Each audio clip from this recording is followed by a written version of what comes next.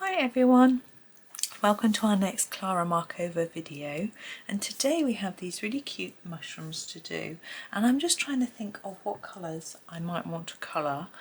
I was going to choose some blues actually. I think it might be, ooh, just had a bit of an idea. We've got quite the right colour, almost. Well, I'm going to try something. Excuse me. So we're going to start with a blue, quite a dark blue, a Delft blue on the caps. Is that what you call them? I'm sure there's a mushroom called something caps. I'm guessing they're called cap mushrooms.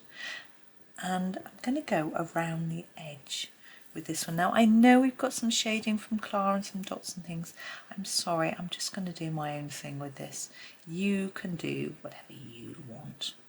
But I just had this little idea and I fancy having a go with it.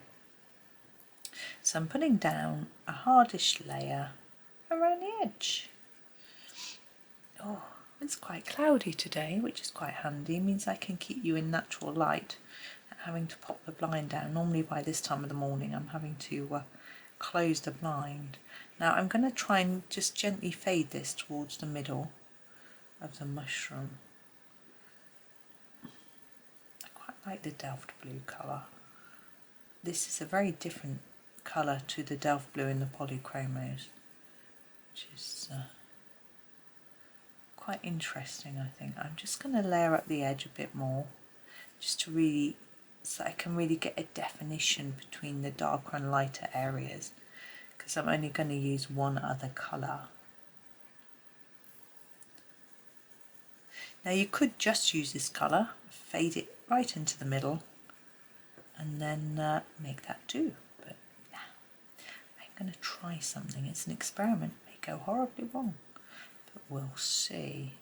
It's quite fun having a download like this, a printout, and it's free. You can print it as many times as you like. So if things go horribly wrong, you can just have another go. You can, I think on Klara's description she says you can use these to make your own mandalas or things like that. I can imagine you could make them into stickers if you've got that sort of paper for your printer, or you could just cut them out and glue them onto things. It'd be fun, wouldn't it? But I like to keep them all in one piece just because it's a bit easier to store them. I've got a sort of folder for my loose page colouring. Right, that's it for now. I'm sure I'll go back and add in more blue. Just trying to pick exactly the right colour. I haven't got quite the right colour. What's that? Yes. Pthalo green light. It's a little bit darker than what I was hoping for, but what I'm going to do is just put down a little layer, and then I want to sort of try and find something lighter. I don't think the white pencil works, but I'm going to try it. Sometimes white pencils are a bit rubbish. Titanium white.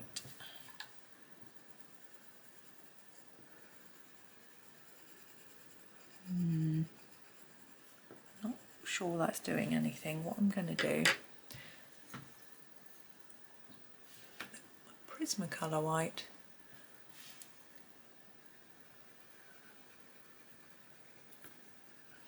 Now hopefully you can see that that is doing something. I'm going to take that colour back to the sort of edge. Oh, that's really quite pale.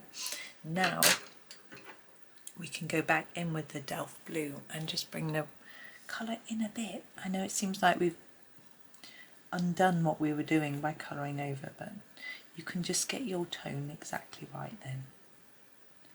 Keep fiddling and faddling until it looks how you would like it to look. It isn't quite as nice a colour combo as in the polychromos. If you use the light phthalo green together with a indanthrene blue, you get this sort of idea, but it's a bit works a bit better. Or there's a Prisma combo as well that you can use, which is really close, but I can't remember what it's called. But that still gives us almost what I'm looking for, which is a sort of glow in from the centre. And I think if I use a bit of yellow, maybe that will enhance it. We want a lemon yellow, a cold yellow. Wow, not too orangey. Put a bit in the middle. I can see that a little bit. I don't know if you can. Okay, let's do these stems. Now I quite like, oops, the idea of, I can't pick it up. The idea of doing the Davy's grey. It's a slightly warm grey, so I'm just going to try it. Put down a light layer. Now I've gone quite liney with this because I think that it makes it look quite fibrous, which is how I think this stem would sort of look. But I do want it darker under here, so I'm just going to put in a bit more. You can sort of extend these lines that are drawn here a bit as well. And it would probably be a bit darker down here at the bottom, wouldn't it? Like that. I'm happy with that. And then the same here. So I hope everyone's well today, and that you've managed to either do a bit of colouring, that you're doing it now, or that you've done something nice and restful and relaxing. It's always good to try and do something in your day that's restful and relaxing. Now we have this moss, maybe. Now I think I'm going to take my Pthalo green light and do that first, and it will sort of tie in, and I'll see how it looks. Excuse me, and then decide whether to darken it up with anything. I'm going to do a fairly thick layer anyway, because I want it to show up, and I think it will really make that jump out a bit. Jump out. I'm sure that's not pop, I think people say, don't they? But some people really dislike the term. I don't know what you would say. I'm sure a proper artist would know. But anyway, when you're self-taught, well, I sort of use tutorials, videos, books and experimentation. You don't get all the right phrases. So that's the basic. I'm going to use some darker tones as well. Whoops. I think I'll take the Pthalo green, which is a slightly darker version. If you're not sure what to use to darken up, then try and go for the same family.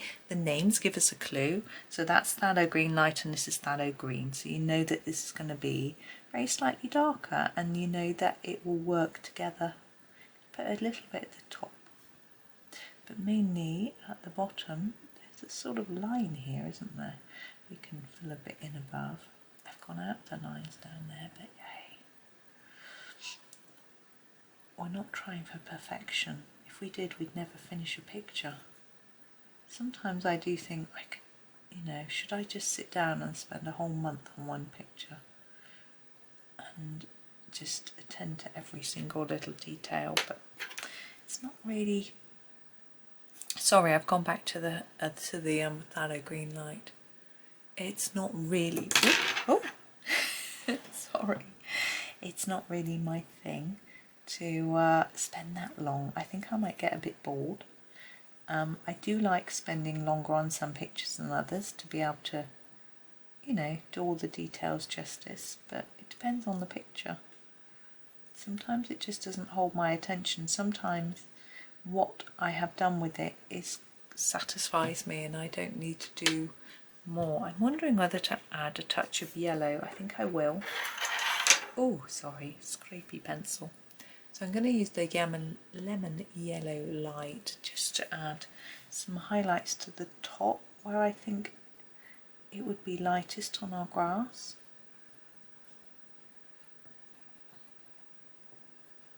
I don't know how much it really shows up, but there we go. So that is our pair of mushrooms. They're a bit different. I generally do them red or orange mushrooms, so I thought it was time to do something a little bit different. So I hope that was okay. I had fun.